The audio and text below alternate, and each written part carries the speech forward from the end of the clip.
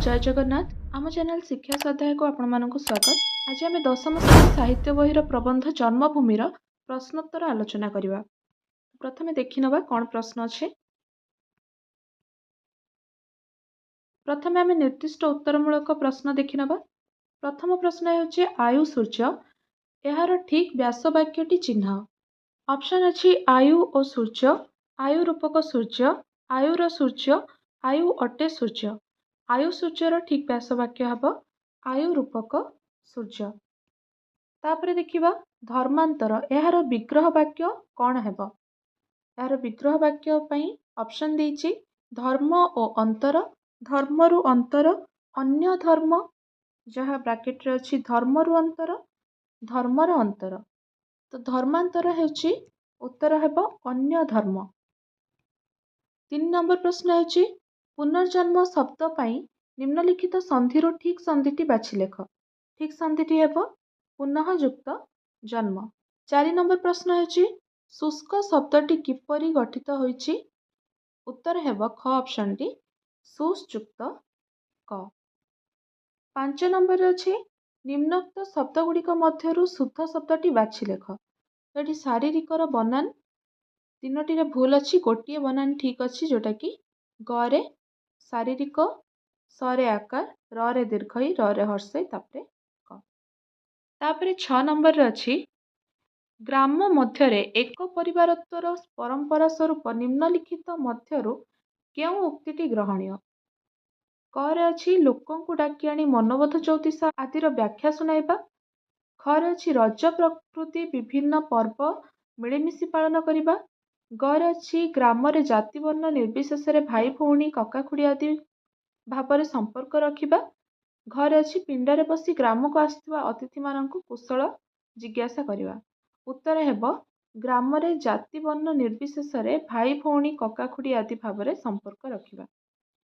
7 number हेउछि निम्न रे प्रदत्त शब्द गुड़िकर विपरीतार्थ बोधक शब्द लेख। तो प्रथम शब्द हेउछि विशाल, विशालर विपरीत हेब क्षुद्र खर्ब। अस्वीकार विपरीत हेब स्वीकार, प्रशंसार विपरीत हेब निंदा, स्मरणर विपरीत हेब विस्मरण, अवांछितर विपरीत हेब वांछित, मधुरर विपरीत हेब तिक्त। 8 नंबर अछि निम्नलिखित शब्द गुड़िक उपयुक्त वाक्य रे प्रयोग कर। अभिजात, अभिजात संप्रदाय रे जन्मित मनीषक स्वभाव मधुर और नम्र। प्रत्येक वाक्य रे व्यवहार कले हब प्रत्यय हारिले मनीष विषादवादी हुए। सिक्त हेउछि उदा होइजिबा, अश्रुसिक्त नयन रे कन्या बाप घरु शाशु घर को गला। प्रवंचना हेउछि काहारी सहित प्रवंचना उत्तम मनीषक स्वभाव विरोधी। प्रवंचना अर्थ छलना करिबा। अकर्मा जे काम करे नहीं, अकर्मा मनीष काहारी प्रिय पात्र होई पारंती नहीं। शीर्ण, शीर्णकाय युवक अनेकतः आत्मनिर्भरशील होई पारि नथांती। 9 नंबर अछि पादरे दलितबा पार पाइबा कंट करिबा एही रूढ़ी गुड़ी को वाक्य रे व्यवहार कर।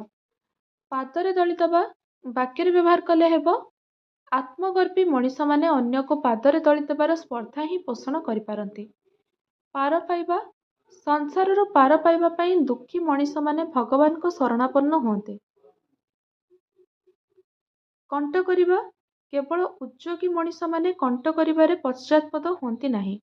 आउ गोटे वाक्य हो परिबो से कंट करिगले मात्र आसिले नहीं।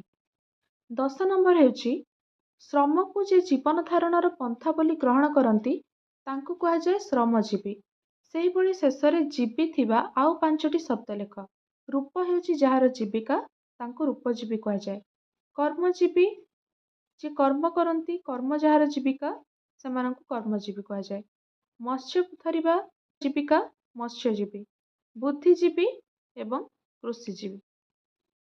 11 नंबर हेउछि बाम पाखरे थिबा शब्द सह डाहाण पाखरे थिबा उपयुक्त शब्द को जोड़ी स्वतंत्र वाक्य रे प्रयोग कर।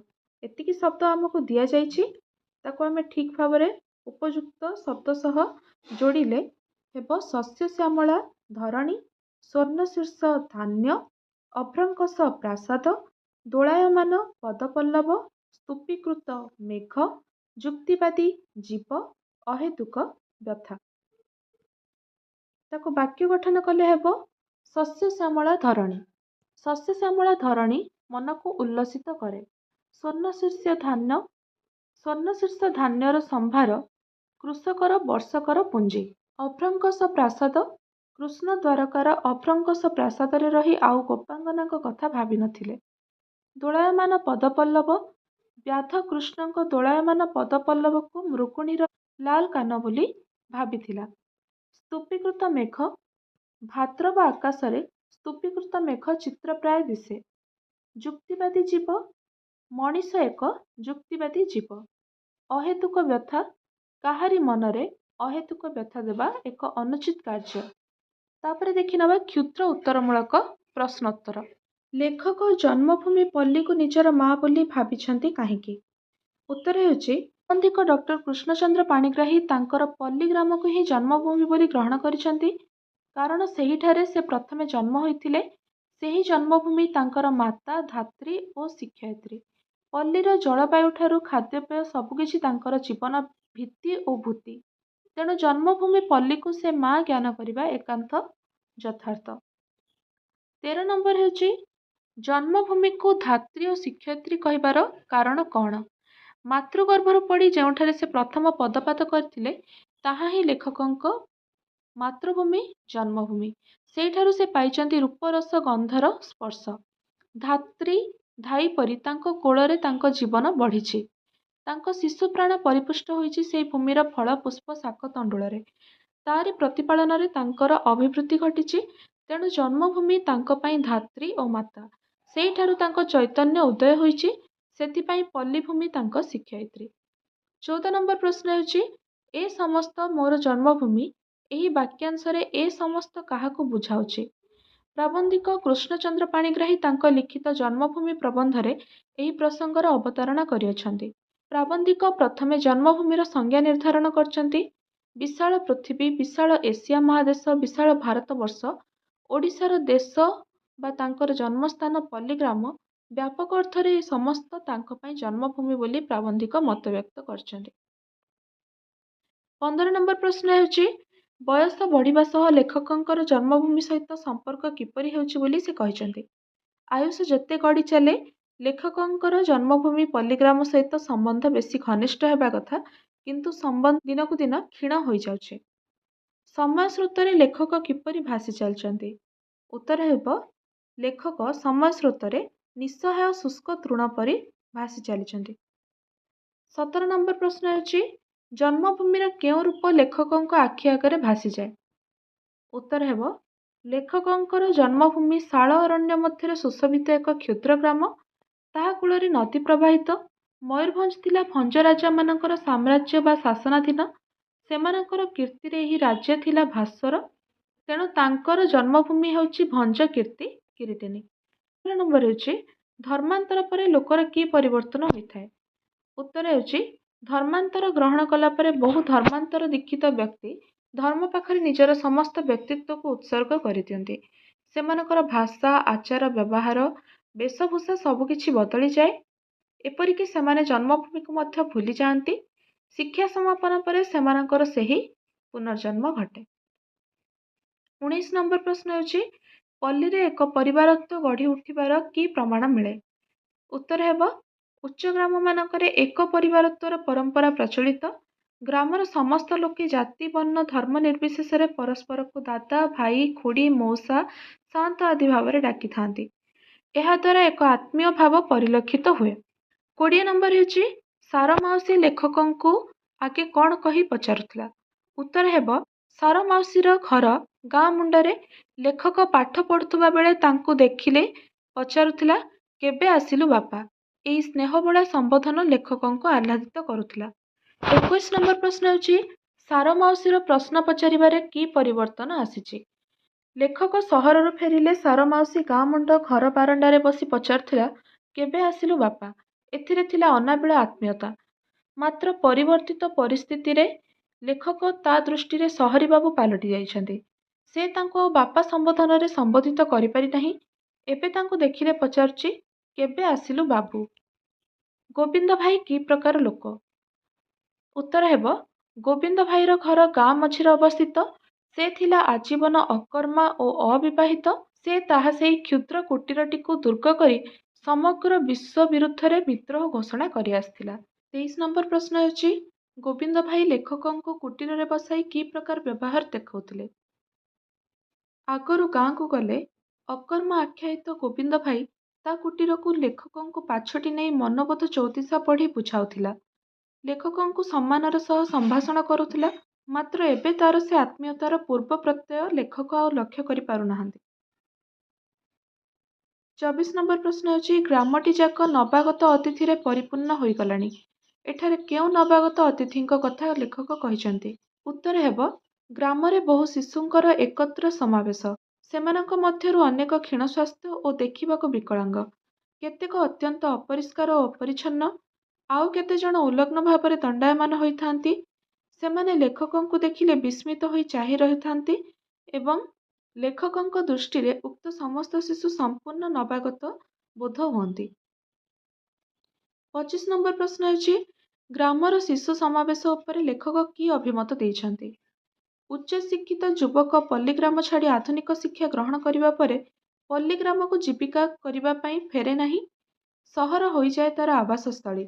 ସେହିପରି ଆଜି ମଧ୍ୟ ଗ୍ରାମଟି ଅନେକ ନବାଗତ ଅତିଥିରେ ପରିପୂର୍ଣ୍ଣ ହୋଇଗଲାଣି। ଯେଉଁ ଆଡ଼କୁ ଚାହିଁଲେ ଶୀର୍ଣ୍ଣ ମଳିନ ଉଲଗ୍ନ କୃଶୋଦର ଲମ୍ବୋଦର ଅବାଞ୍ଛିତ ଅବହେଳିତ ଶିଶୁମାନଙ୍କର ସମାବେଶ ଦେଖାଯାଏ। ଏମାନଙ୍କ ମଧ୍ୟରୁ କେହି ସୁଦ୍ଧା ଜନ୍ମଭୂମିର ସନ୍ତାନକୁ ଚିହ୍ନି ପାରନ୍ତି ନାହିଁ। 32 ନମ୍ବର ପ୍ରଶ୍ନ ହେଉଛି, ଶିକ୍ଷିତମାନେ କାୟକ୍ଳେଶ ଓ ଆଭିଜାତ୍ୟ ମଧ୍ୟରୁ କେଉଁଟିକୁ ଅଧିକ ପସନ୍ଦ କରନ୍ତି ଓ କାହିଁକି? ଉଚ୍ଚଶିକ୍ଷିତ ଯୁବକମାନେ କାୟକ୍ଳେଶ ଓ ଆଭିଜାତ୍ୟ ମଧ୍ୟରୁ ଆଭିଜାତ୍ୟକୁ ଅଧିକ ପସନ୍ଦ କରନ୍ତି, କାରଣ ଶିକ୍ଷିତ ହେବା ପରେ ସେମାନଙ୍କର ମାନସିକ ପରିବର୍ତ୍ତନ ଘଟିଯାଇଥାଏ। 33 ନମ୍ବର ପ୍ରଶ୍ନ ହେଉଛି, କିଭଳି ଲୋକ ଜୀବନ ଯୁଦ୍ଧରେ ଦିଗ୍ବିଜୟୀ ବୀର ବୋଲି ପରିଚିତ ହୁଏ?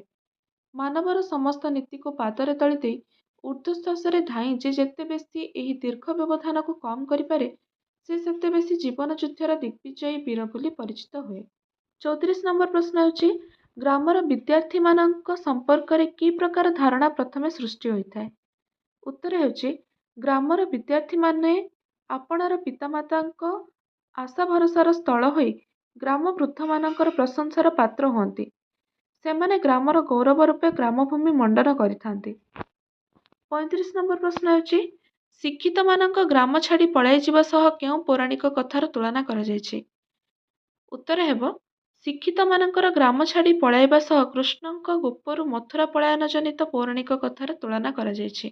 36 ନମ୍ବର ପ୍ରଶ୍ନ ହେଉଛି, ଶ୍ରୀକୃଷ୍ଣଙ୍କୁ ମହାଭାରତର କର୍ଣ୍ଣଧାର କୁହାଯାଇଛି କାହିଁକି? ଉତ୍ତର ହେବ, ପ୍ରାବନ୍ଧିକ ଶ୍ରୀକୃଷ୍ଣଙ୍କୁ ମହାଭାରତର କର୍ଣ୍ଣଧାର ଭାବେ ଦୋହରାଇଛନ୍ତି, କାରଣ ସେ ମହାଭାରତର ମହାସମରକୁ ନିଜ ଆଙ୍ଗୁଳି ନିର୍ଦ୍ଦେଶରେ ପରିଚାଳିତ କରିଥିଲେ। 37 ନମ୍ବର ପ୍ରଶ୍ନ ହେଉଛି, ଶ୍ରୀକୃଷ୍ଣଙ୍କ ବଂଶର ଶେଷ ଅବସ୍ଥା କ'ଣ ହୋଇଥିଲା?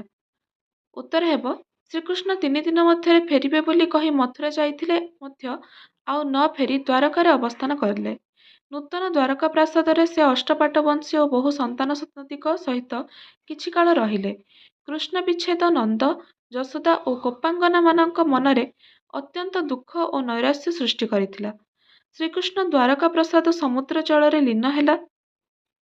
ପରିଶେଷରେ ପୁତ୍ରମାନେ ପରସ୍ପର ଘୋର ଯୁଦ୍ଧରେ ମାତି ନିହତ ହେଲେ ଏବଂ ନିଜେ ଶ୍ରୀକୃଷ୍ଣ ମଧ୍ୟ ବ୍ୟାଧ ଶରାଘାତରେ ବନ ମଧ୍ୟରେ ଶେଷ ନିଶ୍ୱାସ ତ୍ୟାଗ କଲେ। 38 ନମ୍ବର ପ୍ରଶ୍ନ ହେଉଛି, ଭଲ ବିଶ୍ୱବାସୀ କହିଲେ କ'ଣ ବୁଝାଯାଏ? ଉତ୍ତର ହେବ, ଯେଉଁମାନେ ପାଶ୍ଚାତ୍ୟ ଶିକ୍ଷାର ସମସ୍ତ ନିଗଡ଼ ଛିନ୍ନ କରି ସେମାନଙ୍କ ମହାନୁଭବତାର ପରିଧିକୁ ପ୍ରଥମେ ପଲ୍ଲୀରୁ ଆରମ୍ଭ କରି ସମଗ୍ର ଓଡ଼ିଶାକୁ ଓ ଭାରତବର୍ଷକୁ ବ୍ୟାପ୍ତ କରିପାରନ୍ତି, ସେମାନେ ଆମ୍ଭମାନଙ୍କ ନମସ୍ୟ ହୁଅନ୍ତି। ଏଇମାନେ ହିଁ ଭଲ ବିଶ୍ୱବାସୀ ହୋଇପାରନ୍ତି। ବର୍ତ୍ତମାନ ସପ୍ରସଙ୍ଗ ସରଳାର୍ଥ ଦେଖିବା। 39 ନମ୍ବରରେ ଅଛି, ସମୟ ସ୍ରୋତରେ ନିଃସହାୟ ଶୁଷ୍କ ତୃଣ ପରି ମୁଁ ଭାସି ଚାଲିଛି। ପ୍ରଥମେ ସରଳାର୍ଥରେ ଏଠି ଲେଖା ଅଛି, ଉକ୍ତ ପ୍ରବନ୍ଧଟି ପ୍ରାବନ୍ଧିକ ଡକ୍ଟର କୃଷ୍ଣଚନ୍ଦ୍ର ପାଣିଗ୍ରାହୀଙ୍କ ଜନ୍ମଭୂମି ପ୍ରବନ୍ଧରୁ ଆସିଛି। ଆଲୋଚ୍ୟ ପ୍ରସଙ୍ଗରେ ପ୍ରାବନ୍ଧିକ ନିଜେ ସମୟ ସ୍ରୋତରେ ନିଃସହାୟ ତୃଣ ପରି ଭାସିଯିବାର ଅସହାୟତାକୁ ପ୍ରକାଶ କରିଛନ୍ତି। ପିଲାମାନେ ତମେ ଏହାର ସ୍କ୍ରିନଶଟ୍ ନେଇଯାଇପାର। 40 ନମ୍ବର ପ୍ରଶ୍ନ ହେଉଛି, ଏହା ମଧ୍ୟ ତାଙ୍କର କୃତକର୍ମର ପରିଣାମ। କୃଷ୍ଣ ଗୋପ ପ୍ରତି କରିଥିବା ବିଶ୍ୱାସଘାତକତାର ପରିଣତିକୁ କୃତକର୍ମ ବୋଲି ଅଭିହିତ କରାଯାଇଛି। ଏହାର ପରିଣାମ ତାଙ୍କୁ ଭୋଗ କରିବାକୁ ପଡ଼ିଛି।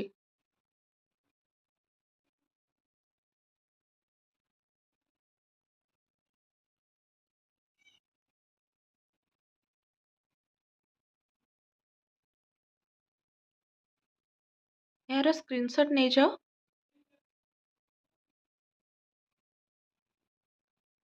41 ନମ୍ବର ସରଳାର୍ଥ ହେଉଛି ଏମାନେ ପୁଷ୍ପିତ ପଳାଶ ବନରେ ଦେଖନ୍ତି ବହ୍ନି, ସ୍ଥଳପଦ୍ମରେ ଦେଖନ୍ତି ଆହବର ରକ୍ତ ଓ ଆନତ କୃଷ୍ଣଚୂଡ଼ାରେ ଦେଖନ୍ତି ଅନାଗତ ଯୁଗର ରକ୍ତକେତନ। ଆଲୋଚ୍ୟ ପ୍ରବନ୍ଧାଂଶଟି ପ୍ରାବନ୍ଧିକ ଡକ୍ଟର କୃଷ୍ଣଚନ୍ଦ୍ର ପାଣିଗ୍ରାହୀଙ୍କ ଜନ୍ମଭୂମି ପ୍ରବନ୍ଧରୁ ଗୃହୀତ। ଆଲୋଚ୍ୟ ପ୍ରସଙ୍ଗରେ ଲେଖକ ଆଧୁନିକ ବେକାର ଯୁବକମାନଙ୍କ ମନୋଭାବ ସମ୍ପର୍କରେ ଉଲ୍ଲେଖ କରିଛନ୍ତି।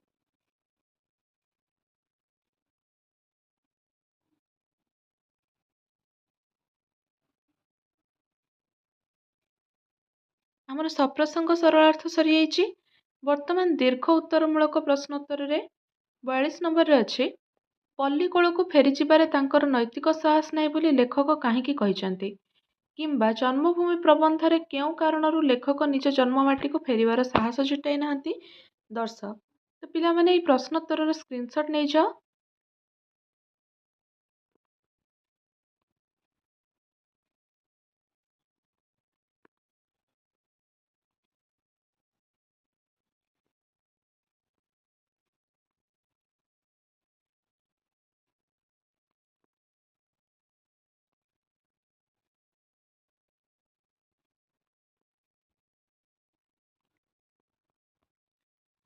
43 ନମ୍ବର ପ୍ରଶ୍ନ ହେଉଛି ଗ୍ରାମରେ ଦେଖାଯାଉଥିବା ଏକ ପରିବାରତ୍ୱ ପରମ୍ପରା ସମ୍ପର୍କରେ ପଠିତ ପ୍ରବନ୍ଧକୁ ଭିତ୍ତି କରି ବର୍ଣ୍ଣନା କର। କିମ୍ବା ଆତ୍ମୀୟତା ଥିଲା ଗ୍ରାମ୍ୟର ସଭ୍ୟତାରେ। ଜନ୍ମଭୂମି ପ୍ରବନ୍ଧ ଆଧାରରେ ଏହି ଉକ୍ତିଟିର ଯଥାର୍ଥତା ବିଚାର କର।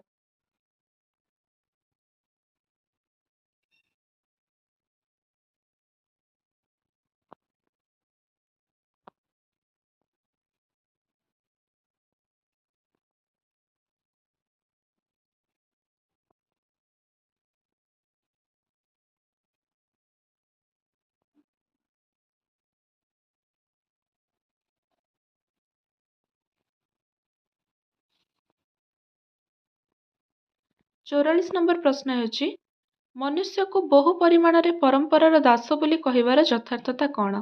ପ୍ରାବନ୍ଧିକ କୃଷ୍ଣଚନ୍ଦ୍ର ପାଣିଗ୍ରାହୀ ଜନ୍ମଭୂମି ପ୍ରବନ୍ଧରେ ପ୍ରାବନ୍ଧିକ ଶିକ୍ଷିତ ମଣିଷର ପଲ୍ଲୀ ବିମୁଖତାକୁ ସୂଚାଇଛନ୍ତି। ପରମ୍ପରା ପ୍ରତି ନିହିତ ତାର ନଷ୍ଟ ମୂଲ୍ୟବୋଧକୁ ପ୍ରାବନ୍ଧିକ ଇଙ୍ଗିତ କରିଛନ୍ତି।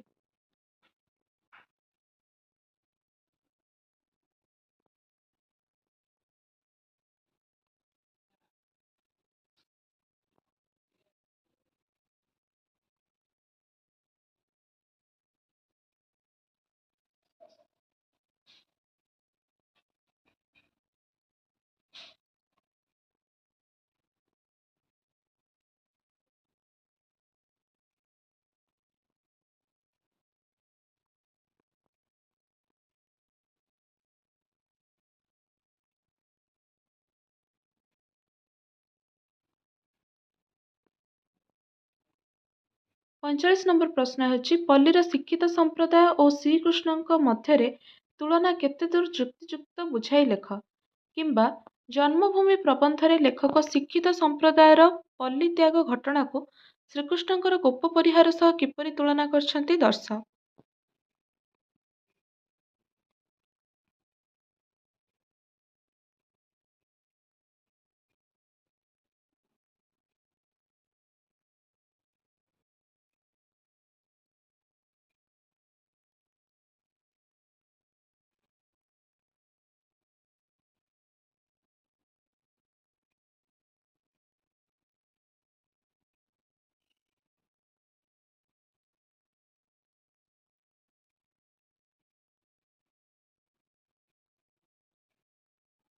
ଛୟାଳିଶ ନମ୍ବର ପ୍ରଶ୍ନ ହେଉଛି ଏହି ପ୍ରବନ୍ଧରେ ଲେଖକ ଶିକ୍ଷିତ ସମାଜକୁ କି ପରାମର୍ଶ ଦେଇଛନ୍ତି? କିମ୍ବା ଶିକ୍ଷିତ ସମାଜ କିପରି ପୂଜ୍ୟ ଓ ନମସ୍ୟ ହୋଇପାରିବେ ତାହାକୁ ଜନ୍ମଭୂମି ପ୍ରବନ୍ଧ ଆଧାରରେ ସୂଚିତ କର।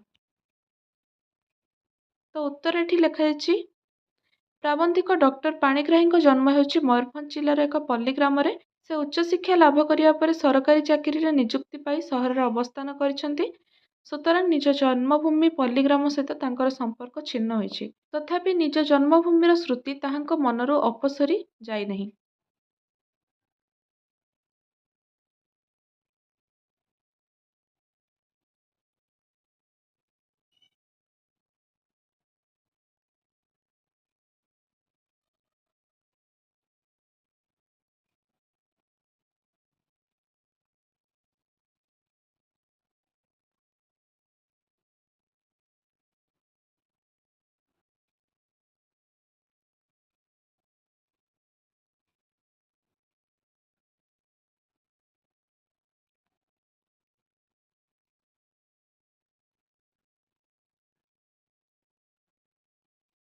ଜନ୍ମଭୂମିର ସମ୍ପୂର୍ଣ୍ଣ ପ୍ରଶ୍ନୋତ୍ତର ଆଲୋଚନା ସରିଯାଇଛି।